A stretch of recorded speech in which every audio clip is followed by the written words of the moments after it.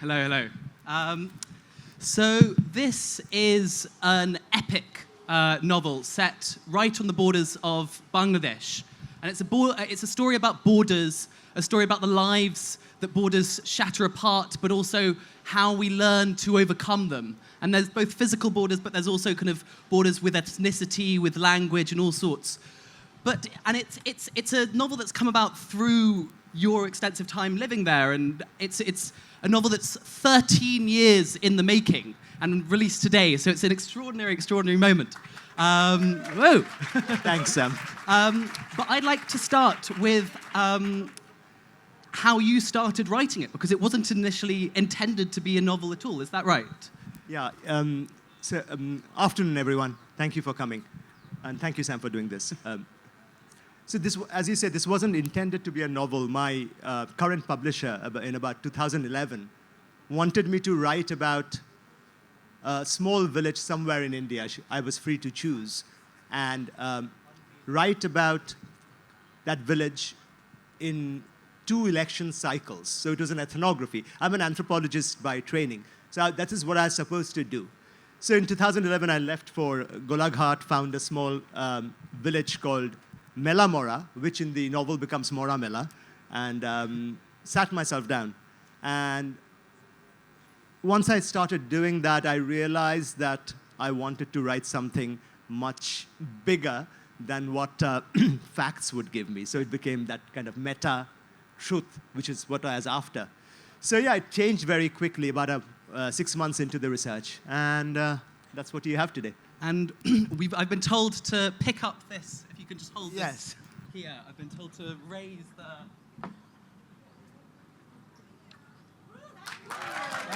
Wow. Wow.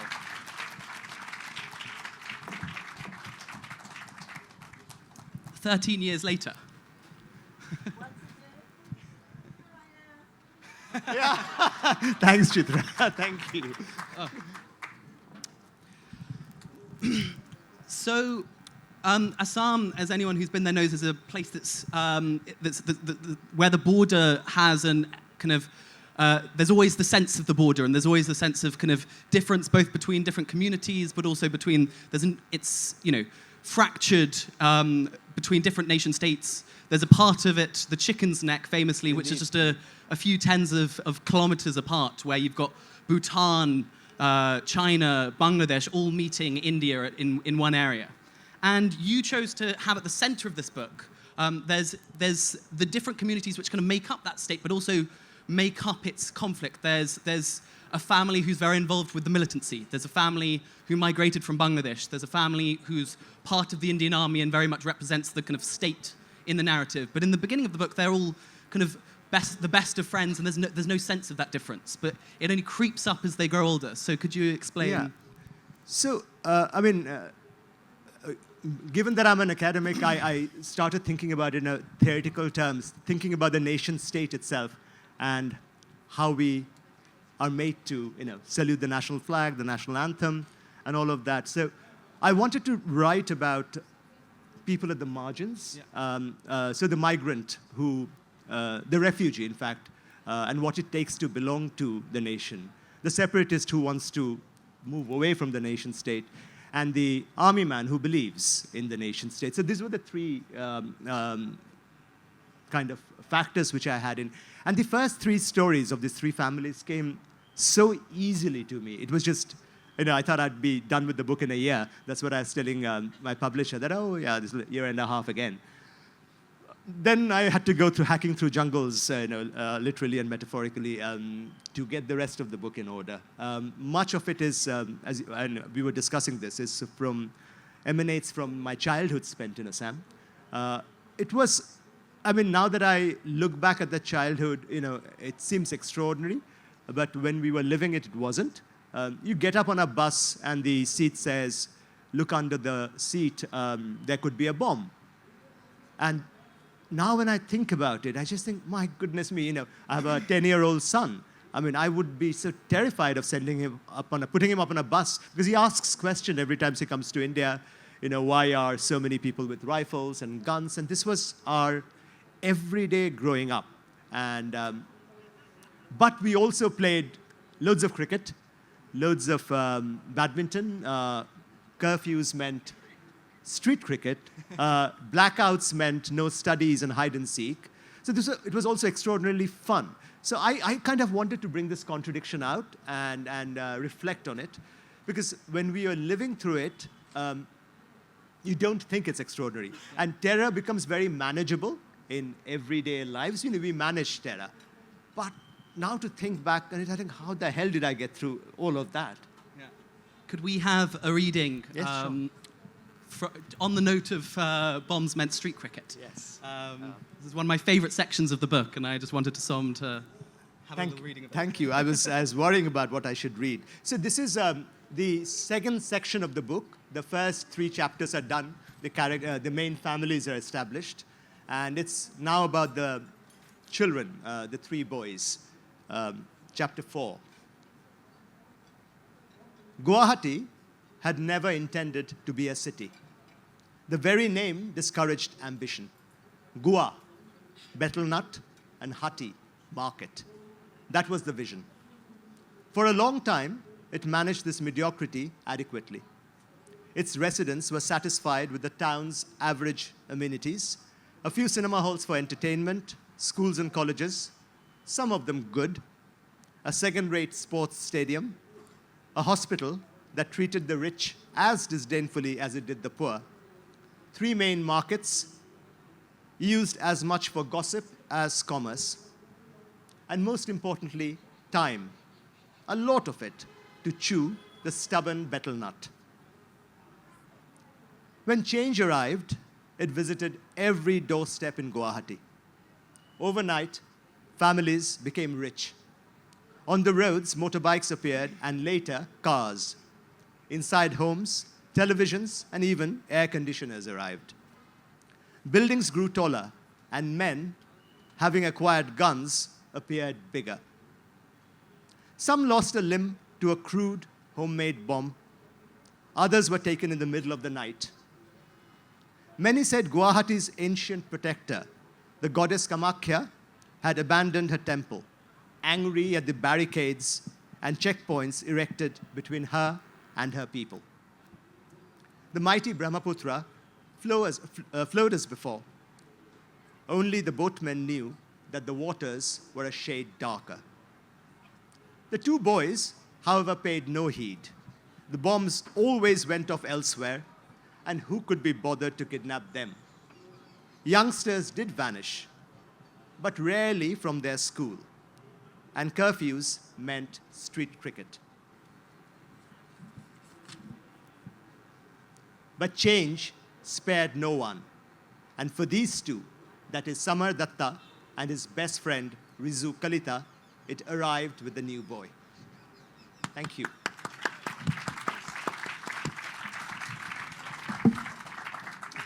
So, one of the things that I think gives the book its kind of epic quality is the richness of detail, quite a lot of which I think is drawn from your own life. So, for example, if you could speak a bit about the Gopalpur elephant and what you were telling me on just when we were in the author's lounge about your train ride and how these qualities emerge, these aspects of your own childhood emerge in the book in a fictionalized manner. Yeah, so this has been one of the more difficult aspects of it because, when you write from your own experiences, everyone believes that they are adequately and properly represented. My school headmaster is throwing a reception for 500 people on his 74th birthday, believing that the book is about him. And I have to keep on telling him Quite that... right.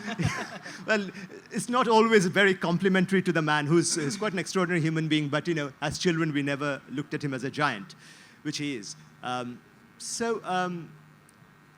What I did, Sam, was because of a lot of the experiential, I went back to Guwahati, met all my old friends, went back to my school. I also spent about a year just researching the book again because I had spent my childhood there, but after that I had moved away for 20 years. So I had to rethink and reimagine and re-understand Guwahati. So, after a point, your personal life is not exciting at all. So it has to be taken somewhere else. And if any of you know Father V.M. Thomas, please tell him that, it's really...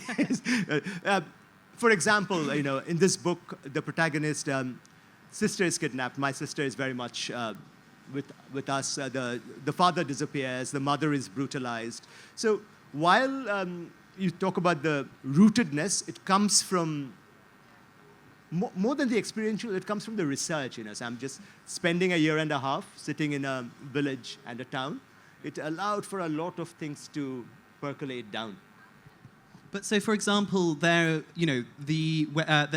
a kidnapping scene, and it was very much rooted in people that you met who you were convinced were kind of out to kidnap you as a child, even though they weren't. And the Saleh scene, yes. If you could... I didn't know how... I mean, it's a kind of a plot spoiler almost now. I think I'll refrain from talking about the kidnapping. Let it, some of you who will read it, hopefully it'll be shocked and surprised. But the word Saleh, which is in Assamese, if I say Saleh, it means seen or dekh liya. But in Hindi, as you know, it's a swear word. So this is an interaction between a young person and the army officers, where he says, I have been checked, Saleh, and it's taken as something else, and the consequences are devastating. Yeah. And this did happen to a friend of mine. The consequences were not as devastating. He got a few slaps, and he was able to explain himself. But of course, in fiction, it takes another turn. So what I want to understand is, so 13 years is a long time to write a book, and there were, I believe, 24 different versions of the book that are out there. Yes, I mean, most of them in the Google Drive now, yes. And so how did it change over time? What was the... Well, the first draft was 260,000 words. My publisher felt that I was writing at a wrong time, at Twitter and... all of that, Instagram, so no one would read it, and the cost would be too high. So she threw all my stories away. And now that I'm on stage, I can say it's 160,000 words went, and this is about 100,000 is what you get. Yeah. Sam has read earlier, much thicker versions, and you've stuck with them. Thank you. Why 13 years? I don't know. I write every morning from 4 till 7 when the household doesn't wake up, and you feel you're writing War and Peace, and then you realize it's not. It's just another book. It is. But your whole son's childhood. I mean, wasn't he more or less kind of born whilst you were researching the book? Well, my wife was pregnant when I took her off to Golaghat, which is a small town near Jorhat and Kaziranga in Assam. You would have heard of Kaziranga.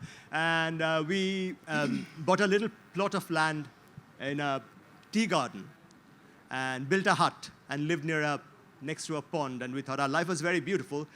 We had to give up that plot of land because the person whose tea garden belonged to turned very political and took sides with people we don't like. So we let go of that land.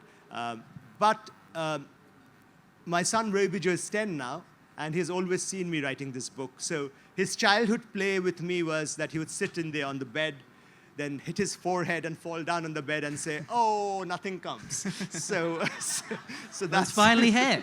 It's finally here. And it's finally here. But there's also, I mean, as you mentioned earlier, there's a lot of real characters in this book, and so how did you negotiate? There's also kind of quite big political characters in the background. I mean, it's set against very much the 1980s, the 1990s, modern Assam, and a lot of the characters in the background of the book are real humans. So how did you negotiate that in a historical fiction?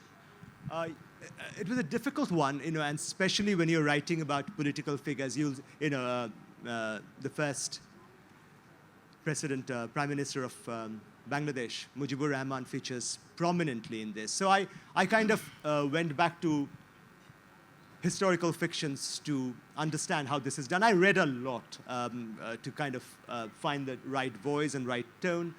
But you were writing about figures, present-day heads of states, and I had to think through how to present them. And some of them are very pleasant characters, but you might not read of them in very pleasant terms in newspapers. But as I started doing research on them, I found they had many different facets to how they are, what appears as the prime minister of a country, in real life with their nieces or their daughters or their sons, they're very different. So I try to explore those and also say that, human beings are of so many shades that to present them in black and white does a disservice. So all of that came in, and it was tough to think through, and there was a lot of queries on how we would present them in fiction when some of them are very much alive and thriving. Yeah. Did you have to do a legal read or anything? My very my publishers did that and never bothered me too much. But yes, we did. And what was the research like walking around these borderlands? And I mean, one of the things so I study partition, and one of the things. And his book is coming out very soon on end of the year. But what reading the first draft that I read of this book, what amazed me was how frequently when we think of partition, we think of Punjab, we think of Bengal, and somehow the Northeast gets left behind, despite the fact that it's arguably one of the regions that's been most demographically transformed by partition.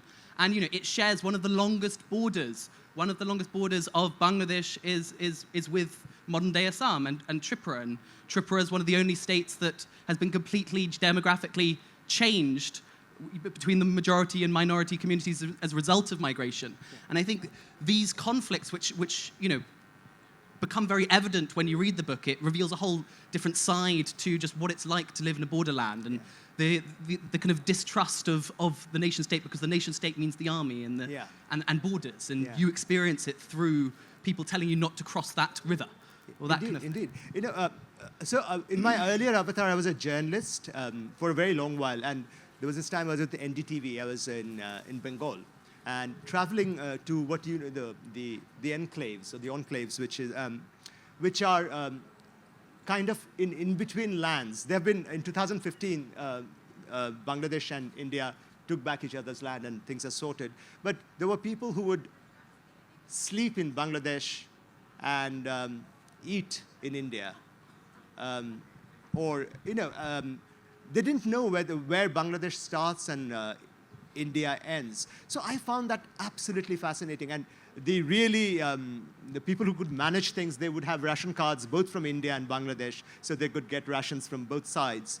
So those spaces and working with people there just opened up this conversation around how do you belong? And when it's Independence Day for India, you sing a Tagore song. And when it's Bangladesh Independence Day, you're singing a Tagore song, both in Bengali, and you get confused, and you don't know which one you're singing at times. So these things really fascinated me. And one of the things to think through for me was, I grew up a Bengali in Assam, and there was this entire movement against Bengalis in Assam called Bongal Kheda. So I had to grow up with this thing called Bongal, and for my reaction to it was to become more of an Assamese than an Assamese would be. So I speak, even today, after 25 years, 30 years, I speak Assamese fluently. I read in Assamese. I listen to Assamese songs. So that was a reaction to be accepted by my friends, And this is what migrants and refugees do to be accepted, We know this in England, what the trauma of belonging, to speak that language. And I have been a migrant many times over. Like, my parents were born in Bangladesh. They migrated to Calcutta. We moved to Assam. I moved to Delhi, I moved to London, and this constant change of language. I didn't speak English like this 20 years ago. I mean, I keep trying to hold on to the nuances of my Bengali English, but it escapes frequently. The language itself, if I say sa, an Assamese would understand what I'm saying, but if I say cha, a Bengali would understand. It's just subtle differences and movements, and a whole world exists in that nuance. So these were the things I was trying to play with, and hopefully some of it is captured. And then I think the enclaves very much become a space of in the middle, a kind of liminal space between all these identities where you're outside of any of the nations. Yeah, and the police don't turn up there. There's no governance, but people exist in this kind of, as you say, liminal space. There was until 2015, there was the only third order enclave in the world, which meant there was a field that was technically Bangladeshi, where someone tilled the field. And around that field was a village that was Indian, but then that Indian village was inside another bit of Bangladesh that was inside another bit of India. Yeah. And it's the only place in the world that that's happened. And so these strange spaces that make no sense in terms of borders, they're not fenced, some of them, but they've got police border guards making sure that the guy from that field doesn't cross into this field. And within the book, I think they become this kind of almost magical, realist, kind of strange space that's outside of either of the countries. Indeed. And, but one of the things which I really wanted to do, Sam, was that there is politics and there's history and there is war and there's terror. But I just wanted to tell a good story. I just wanted the story to drive it. And once the story arrived and once I found those characters, they just took me to these spaces and effortlessly. I didn't have to bother too much about, what will happen. It's just kept on coming. And as I said, 160,000 words have been thrown away. Hopefully, there'll be something I can make out of that. But it's this thing about being a refugee, being a separatist, being in the army. The things you believe in, the things you do to make yourself believe in things is extraordinary. Are you Samardata? The main character? No. Gosh, I'm aspects of your life in him. Well, I'm a Bengali grown up in Assam and as a stocky kid. That's about all that, But the stories that happen to Samar is nothing to do with me. And there was a time when I wanted to write a meta-novel, which, I think a very good editor disabused my notion, saying that I owe no loyalty to truth or what has happened. And once I got that just because something has happened some way doesn't mean fiction has to say it that way. So once I could get that, so I had a different name for that character. So Samar Datta emerged out of it and became a tea trader. And initially, Samaresh was a writer, so goodbye to writers. And coming in as a journalist, you particularly, because these were all places that you'd actually been, yes. Presumably initially you'd wanted to reflect what's actually going on much more? Or? Indeed. So for example, there are trips to Bhutan, trips to Bangladesh. These are all actual spaces I have been, as trying to track down a particular alpha leader or Ulfa leader. So I had to travel the same spaces, which some of it you'll see in the book. Same in Bangladesh. As a journalist, being in Calcutta, I was frequently had to move towards Arunachal Pradesh, Mizoram, those spaces. And I realized also that when you grow up somewhere, you really don't know the place because it's so lived in. My wife did a PhD in Majuli Island on one of the Satras, and she's this was her first trip to Assam, and I learned more about Assam on that trip, on those trips with her, and seeing her conduct an ethnography, that I learned these bigger stories. But living there, Was that strange for you, having grown up your whole life there? Well, I became her interpreter. Yeah. So, I would speak Assamese and the monks would be there. So it was just fascinating to do that. It wasn't weird at all. I mean, I had never been to Kaziranga. And Georgie... The Rhino Park. The Rhino... Yeah, and she took me to Kaziranga. And then as a tourist guide. So, as a tour guide. So all of that. But I think lived experiences sometimes spoil research. So I had to really get out of it and think as a researcher. And how did you, how did you create, how did you remove yourself from the kind of journalistic original story that you had? How did you manage to get away from that? How did you manage to pull it out of? Well, it had been 10 years that I was not a journalist. I'd been at, since 2003, I was in England. I was teaching at SOAS, had done my PhD. So I was trained as an ethnographer, as an anthropologist. So it was not very difficult. And being a journalist, I also interviewed people a lot. So I could listen to stories for hours. Yeah. So that's what I did. I literally for 6 months, every morning I would go out, no notepads, no recording machines, just to listen to stories. And many stories came together and, so it was, journalism never bothered me. How did you discover about the Elephant Queen, which I just want, before we're going to move on to questions in about 5 minutes. But that was with Georgie. She's a ethnomusicologist. So she took us to a place called Gopalpur in Assam.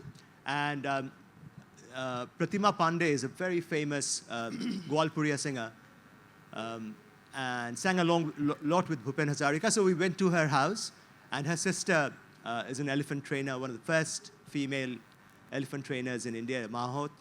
So those two characters, I didn't think that I'd be making them so prominent in the first chapter, but I went to their house, the Gauripur Palace, and that's where Gopalpur happened, and it kind of transformed itself. Yes. Amazing. So the final question I want to ask before opening it up to everyone else is there's news that your earlier book, The Price You Pay, is being adapted. Yes, it's already been adapted. It's already been adapted, yes, and it's coming out soon. It is coming out soon. It's now an 8-part series on Z5, sometime in March, April, and a really good director called Sudhir Mishra. Some of you would have heard of him. So Sudhir has very kindly adapted it. So yeah, it's on its way. How many episodes?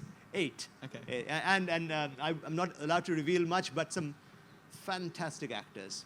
Have you watched it? Have you? Yes. I was in Bombay the last 10 days looking at things. It shocks you a bit to see things on screen, but you know. How long ago was that book out? Was that 2014? 2011. 2012. Yeah. It took a long time, this one. So this whole, okay, wow. Yeah. And can we expect anything from this book? Yeah, any adaptations or? Oh gosh, I don't. You know what? If I start putting things on it, then it'll seem like a failure. What does it? Oh, this happened. That didn't happen. So it's been 13 years. This is the first day it's being launched. You know, I'm feeling 15 years younger, and so I'm very grateful for you guys to have come, shared this with me. Thank you, Sam. You know, it's just I'm just wanting the book to be. I'm very happy with the book. I wasn't happy with a lot of things I've done. But this took so long, and I didn't let it go till it's done. Well, it's worth it. Ladies and gentlemen, Somnath Batabyal, Red River. Thank you. Thanks, Sam. Thank you. So we have about 9 minutes for questions. So if you could put your hands up. I think there's a lady at the front here.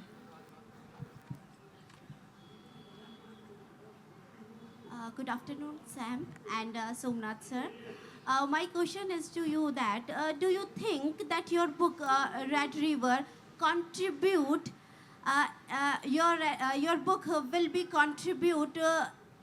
contribute to balancing between son of the soil theory and unity and integrity of the nation? Gosh, we have to start with the really tough one. There's no. It's a very good question. There's no clear answer to this. The Assamese feel terribly marginalized. The Bengalis have long stayed there and colonized parts of Assam, in strange ways. So I don't know. But I'm politically, if you ask me, I'm against this son of the soil thing. Simply because we're all migrants. We moved at different times. The Ahoms came. So I don't know. But I feel, because so much of my childhood was wanting to impersonate an Assamese, I've imbibed it, and I shared that angst. But as I've grown older, I think it's misplaced. I think we are, as human beings, we need to share and not throw out. There's no end to throwing out, Everything, language divides, nations divide, caste divides, money divides. So the son of the soil thing can go on and on. Assam is so fertile, so rich, has so much space, music. I wish we could share more of it. So yeah, probably not as a human being, but I understand also at the same time. I've seen the atrocity, what India can do in its name. It's horrific. The stories I've seen, some of the things I couldn't write about. It's just. The state machinery can be so brutal. The repressive state apparatus can be so brutal. And we're doing it, let's see Gaza, what's happening, see parts of India, So I understand that too. But it's a book so full of hope. I mean, I feel that, these internal conflicts are right at the center of it. Yeah. But it's a very hopeful book. And there's I feel that the idea of reconciliation is kind of between different communities who've long had both very valid grievances. And it's I feel that there's a strong thread of kind of, we can get along. That there is a solution and there is reconciliation to be had, from what I found when I read it. So Sam, that wasn't intentional. Yeah. It's just probably where the story took me. So thank you for saying it. I didn't really think where it would go. So if you find hope, that really is kind to me. I hope it's a hopeful book. But that wasn't intentional. There was no agenda to make it hopeful. But I hope it comes across. I love going back to Assam. I love meeting my friends there. I hope, it's become a very strange space in many ways now that I go back. The familiar landmarks are gone. The familiar people, the language itself has gone. There's a lot of money. And it's Guwahati is extremely polluted. In my childhood, we would run on the streets, play.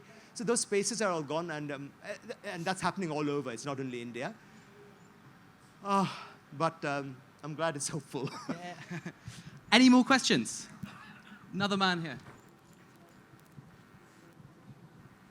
Somnath, thank you so much. Thank you, sir. It is one of your colleagues in London, Shahana Bajpai, who requested me that you do meet him and do listen to him. And if you talk to him, believe me, he will offer me brownie and coffee free. That's what she wrote in the Facebook. And I came only at 12:32 from Delhi.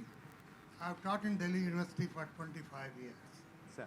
But like you, reconciling partition, West Bengal, child coming to in Delhi, living in Bengali atmosphere, living in college, different atmosphere. How you reconcile?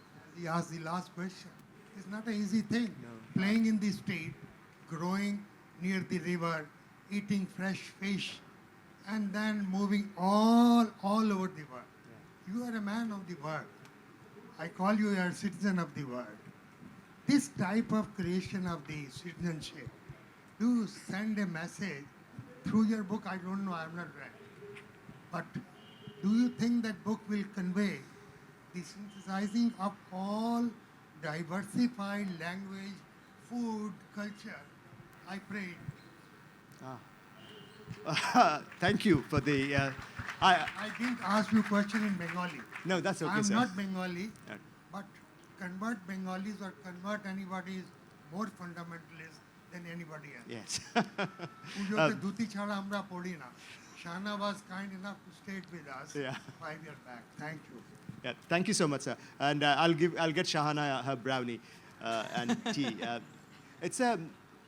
I don't know how to answer this straight on, but I'll just relate something of what my father told me before he passed. So, my father left Dhaka at the age of 6 with his mother, who was pregnant at that time, and a younger brother who was 4 years old. And they walked and hiked and found different modes of transport to come to Calcutta, where he grew up in a refugee camp. He first went to school when he was in class 6. So that's his background, right? And he left because of the communal trouble. Never in my life have I heard my father ever say one communal word, ever.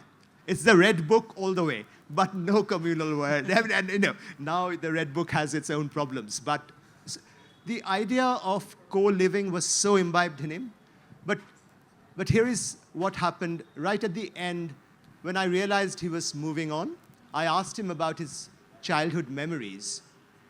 And there's this one very difficult memory which he said that his grandmother in the late evenings would get very scared and start shouting.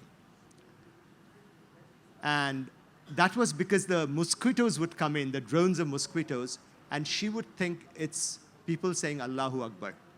So that kind of childhood fear against a community, and to be able to completely brush that aside and grow up as a human being in learning different languages, living in different places.